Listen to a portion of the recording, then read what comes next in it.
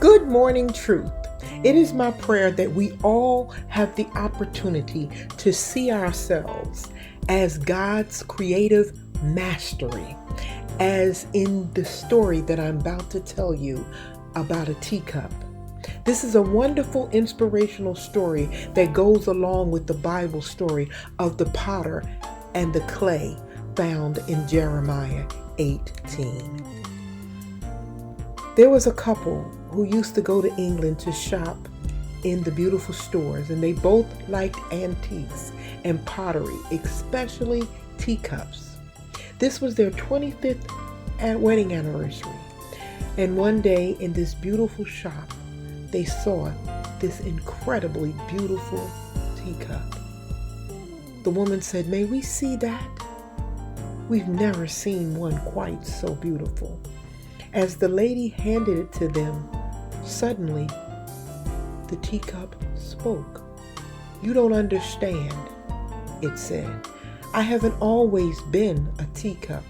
There was a time when I was red and I was clay. My master took me and rolled me and patted me over and over, and I yelled out, 'Let me alone.' But he only smiled and said, 'Not yet.'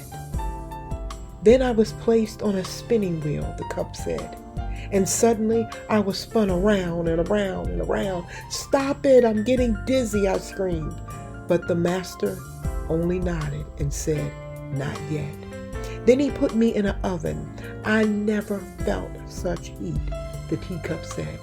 "I wondered why he wanted to burn me, and I yelled and I knocked on the door. I could see him through the opening, and I could read his lips as he shook his head and said once again, 'Not yet.' Finally, the door opened. He put me on a shelf, and I began to cool. 'Phew, there, that's better,' I said, as he brushed and painted me all over. The fumes were horrible. I thought I would gag. 'Stop it,' I cried.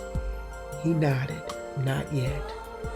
Then suddenly, he put me back into the oven, not like the first one. This one was twice as hot, and I just knew I would suffocate. I begged, I pleaded, I screamed, I cried.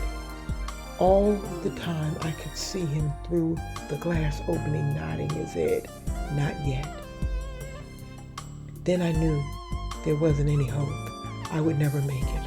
I was ready to give up, but the door opened and he took me out and placed me on the shelf.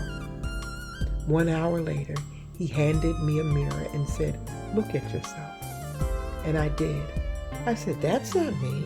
That couldn't be me. It's beautiful. I'm beautiful.' 'I want you to remember then,' he said. 'I know it hurts to be rolled around and patted, but if I had left you alone, you would have dried up.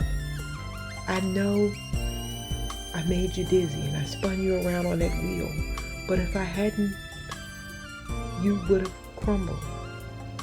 I knew it hurt and was hot and in that oven, but if I hadn't put you in there, you would have cracked. I know the fumes were bad when I brushed and painted you all over, but if I hadn't done that, you would never have hardened. You would have never had any color in your life. And if I hadn't put you back in the second time in that oven, you wouldn't have survived for very long, because the hardness would not have held. Now you are a finished product.